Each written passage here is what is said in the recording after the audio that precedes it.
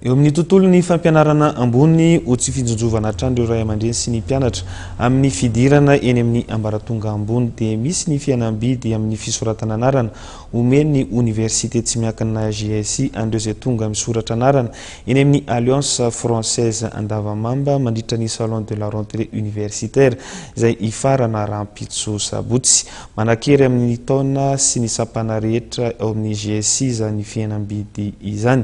Akoatra izay dia mbola misokatra ny fisoratana anarana amin'ilay stage atao any France ho an'ny mpianatry ny JSI rehetra na ny ankehitriny na ny teo aloha izany.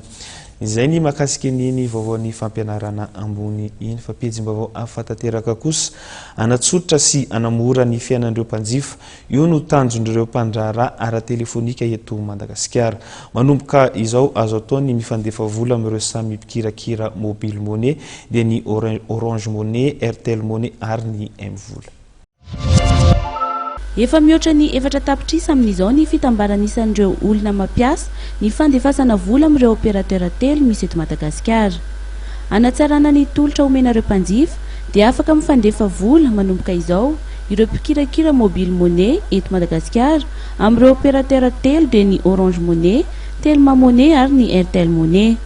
Ny fananana ny iray amin'ireo compte ireo ihany no fepetra ahafahana manao izany. Ny fahafahana miditra amin'ny tolotra dia mila manana compte Airtel Money na Orange Money na M-vola ianao dia afaka mandefa amin'ny olon-tsotra manana compte Airtel Money, Orange Money, M-vola ihany koa. Ny fanamorana ny fandefasana vola amin'ireo opérateur telo ireo sy ny ahafahana manome antoka kokoa ny olona amin'ny filaminana no nandrisika ny fiarah-miasan'ny opérateur telo hiara-iasa hanome ity tolotra ity ho an'ny mpanjifa.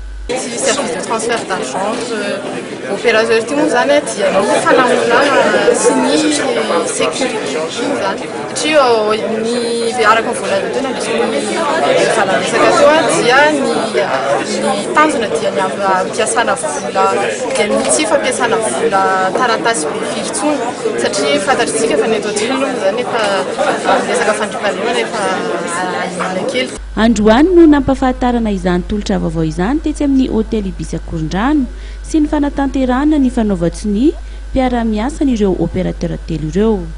Tonga nanatrika izany ihany koa ny solotenany teo anivon'ny Banque FIB. Araka ny lalàna velona dia mila valina na ny fahazon-dalana avy any amin'ity farany ireo opérateur mobile money rehetra ka efa nahazo izany ireto farany. Etsekilany ny CSBF na ny commission de supervision bancaire et financière ny Banque FIB ihany koa no manatanteraka ny fanaraha-maso ireo fikirakirana ara-bola rehetra ka ao anatin'izany ny mobile money.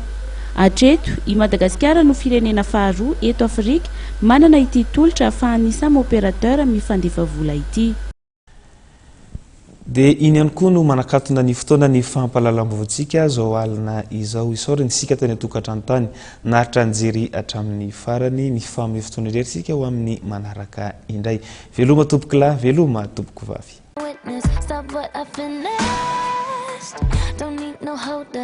Bijouterie Santia, immeuble Arena, Antanmen. Nanolotra anao teo vaovao.